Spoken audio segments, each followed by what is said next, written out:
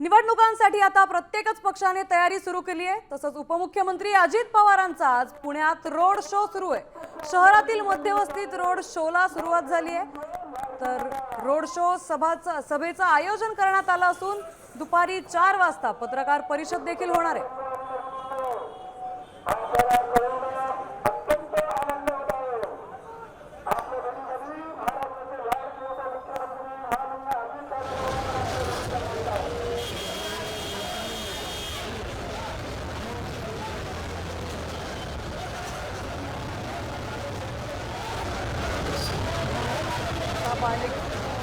राष्ट्रवादीच्या बालेकिल्ल्यातच आता दादांचं जोरदार शक्ती प्रदर्शन सुरू आहे। प्रत्येकच पक्षाने निवडणुकीसाठी तयारी सुरू केलेली असताना आता राष्ट्रवादी अजित पवार गटाने ही रोड शोला सुरुवात केली। पुण्यातल्या मध्यवस्तीत अजित दादांच्या रोड शोला सुरुवात झाली। आपण दृश्य पाहू शकतोय पुण्यातून।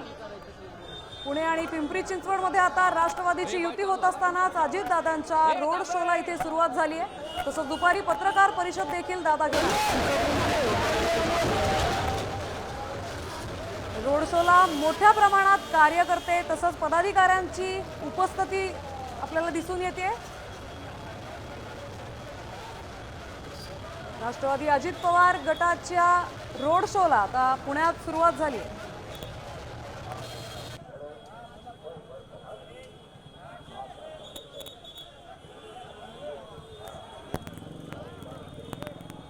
आपले प्रतिनिधी सागर आव्हाड आपल्यासोबत जोडले गेलेले आहेत।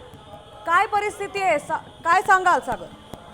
नक्की आपण जर बघितलं तर अजित पवारांच्या उपस्थितीमध्ये सध्या पुण्यातील गोखले नगर परिसरामध्ये रोड शो सुरू आहे। मोठ्या संख्येने प्रतिसाद जो आहे तो या रोड शोला आपल्याला पाहायला मिळतोय। अजित पवारांनी पुणे आणि पिंपरी चिंचवड महानगरपालिका ज्या आहेत त्या सोबत लढण्याचा निर्णय घेतल्यानंतर अजित पवार पुण्यात तळ ठोकून आहेत। आपण जर बघितलं तर कालही त्यांनी सभा पिंपरी चिंचवड मध्ये घेतलेली होती। आज पुण्यामध्ये सभा आहे।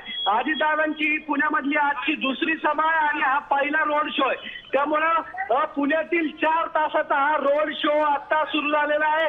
पुण्यातील पेठ परिसर आहे त्याचबरोबर मध्यवस्तीमध्ये हा रोड शो आपल्याला सुरू असताना पाहायला मिळतोय। 4ही उमेदवार जे आहेत ते यामध्ये आपल्याला पाहायला मिळतात आणि अजित पवारांना नक्कीच सागर, त्यामुळे आता पुण्यात बालेकिल्ल्यात दादांचा जोरदार शक्ती प्रदर्शन आपण पाहतोय। रोड शोला सुरुवात झाली।